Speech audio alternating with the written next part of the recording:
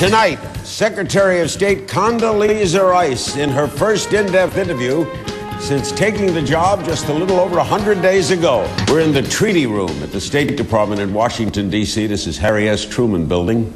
We're sitting right by the picture of the first Secretary of State, a guy named Thomas Jefferson. What does that feel like? You and he, same job. Well, it's pretty extraordinary.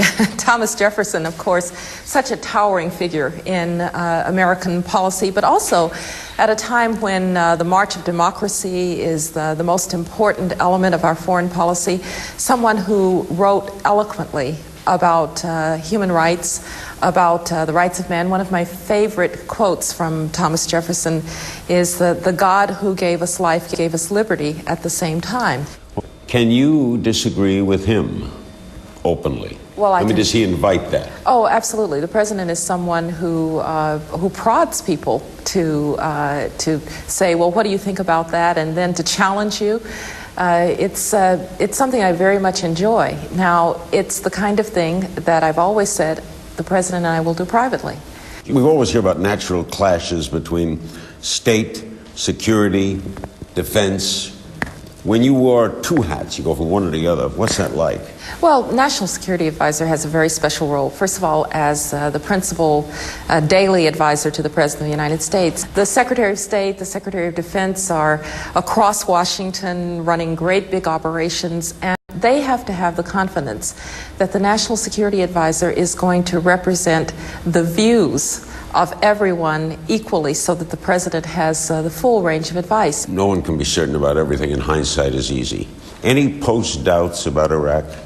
Oh, I believe that Iraq is going to, the Iraqis are going to turn out to be one of the strongest affirmations of the universal values of freedom and liberty. You were at Stanford. I was at Stanford. I just recently left the administration. This was in 1998. He'd just become governor of Texas.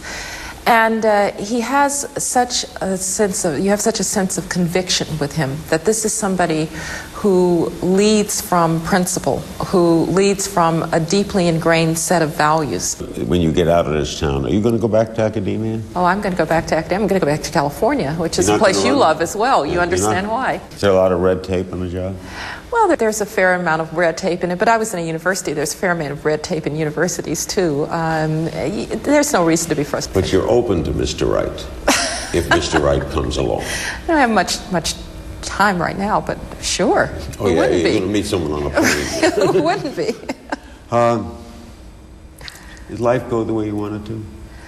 Life has unfolded for me in ways that I absolutely love. Do you ever doubt your faith? I can honestly say I've never doubted the existence of God.